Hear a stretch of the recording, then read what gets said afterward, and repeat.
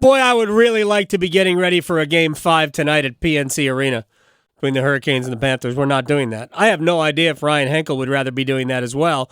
Ryan Henkel, Hockey News. I see him on Press Row, although I won't see him until September or October on Press Row again.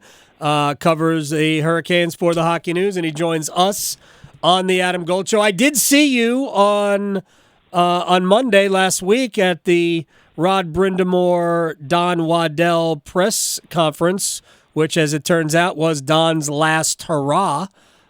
So before we get into player stuff, your level of surprise and at Don's departure, and do you think it's a matter of time before Eric Tulsky is elevated to the seat? Yeah, it was definitely a surprise because I don't think any of us are really looking there, listening to him and thinking, man, we're going to need to talk to a new general manager at the start of next season. So, yeah, definitely surprising. I think as things have kind of come out and, like, there's rumblings and rumors that maybe he had been looking at, like, this being his last hurrah anyway, so perhaps there, but there was never really an inkling given to us about that. And, yeah, I think maybe for potentially a matter of time before Eric Tulsky. I know Tom Dundon loves him, thinks the absolute world of him. He's such a smart guy, such a great hockey mind. And, they'll do the process because, Tom Dundon, as he does, he wants to know as much as he possibly can about the situation. He'll do the due process. He'll talk to as many people as he can.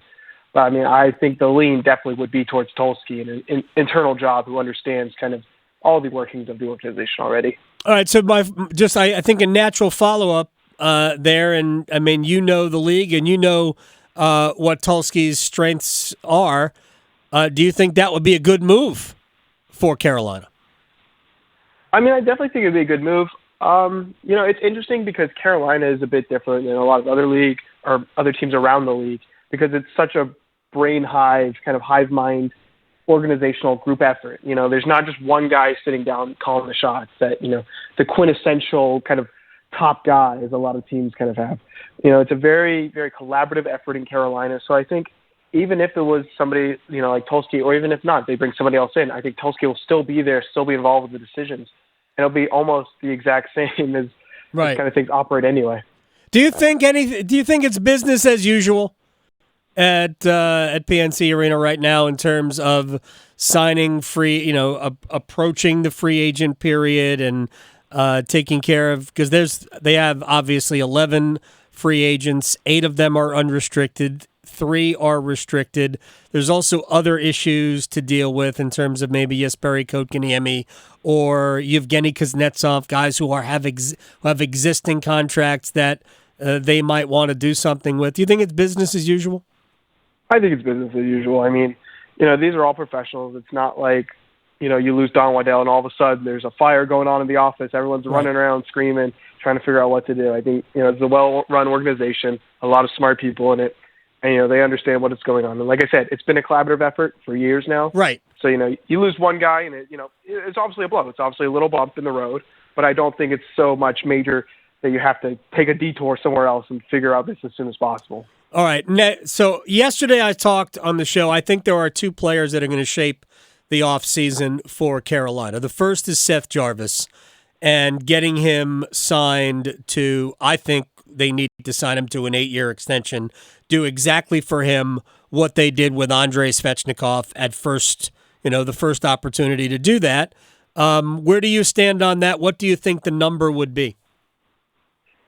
It's a really interesting question because I agree with you. I think they need to kind of get a long-term deal done here. This is a guy that had 30-plus goals, and he had, 6 points or whatever it was on a torn labrum, a torn rotator. Right.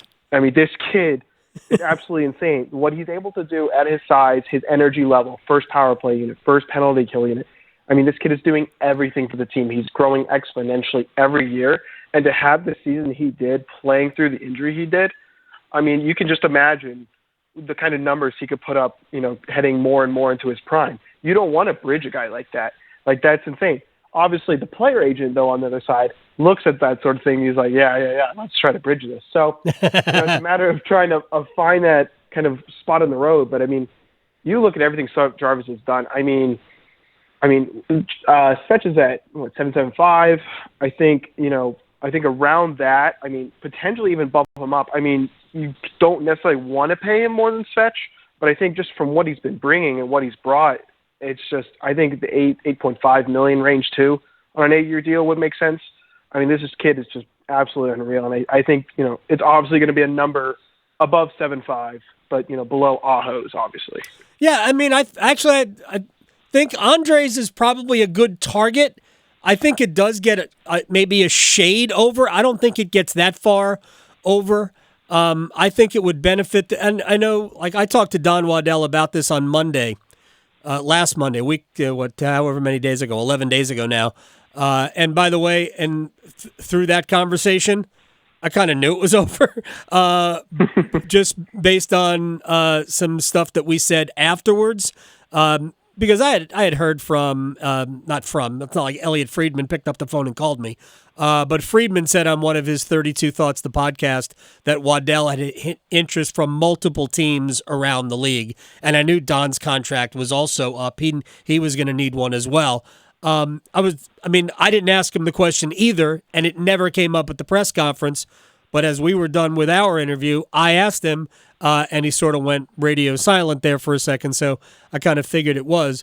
But he suggested that maybe they would do a bridge with Seth because it would keep the number down for the next couple of years, but then you're just basically putting it on a credit card and saying, yeah, it's going to be down for a couple of years, but, I mean, his trajectory is 40 goals, and 2 years from now, if you're coming off an 85-point season and he's second on your team in ice time among forwards like he was this year, then that number is going to look a lot closer to Aho's than it isn't.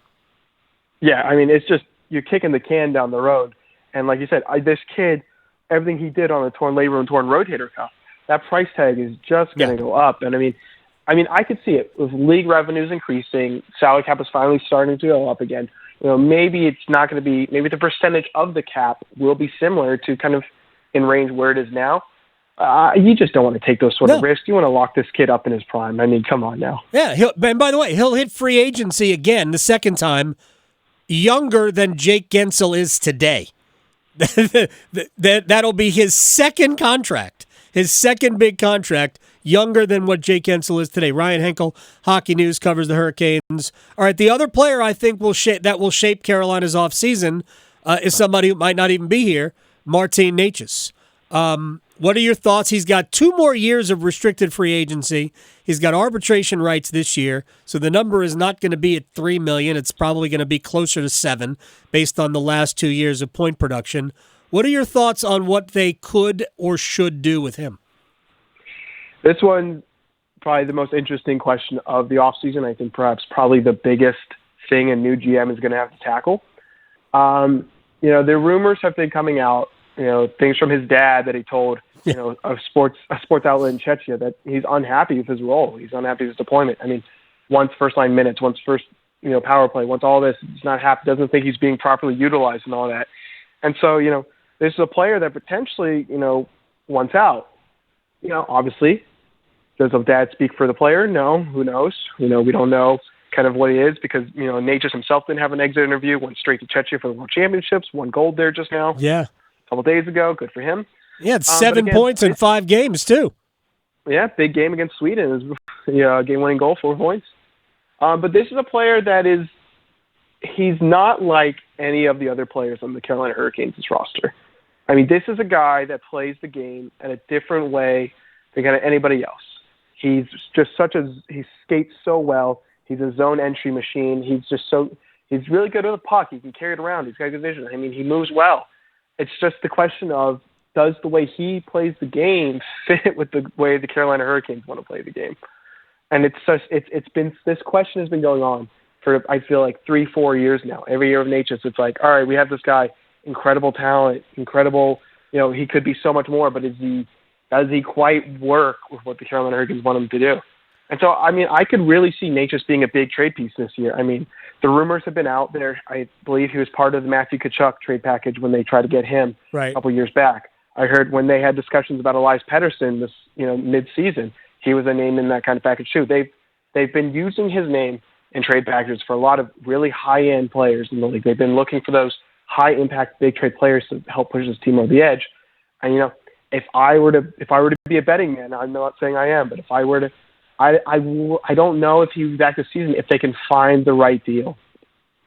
Yeah, that's the thing. Could he get you a better goalie? Right? Could he get you a second-line center, preferably one who's right-handed? I don't think we're trading him to New York to get Vincent Trocheck back, but could he do something like that? Could Necas be that piece of the puzzle to allow you to do that? Certainly, he's going to be a much bigger ticket in terms of his salary going into this year. Personally, I'd love to see them figure out a way to get the Martin Necas that played in the postseason, who played a little bit more of a direct game, and maybe it's because he was playing with Jack Drury and Jordan Martinook. But I thought that after Aho, Guentzel, Svechnikov, in terms of and really Staal was great too. That line was really good. I thought they were a very effective line.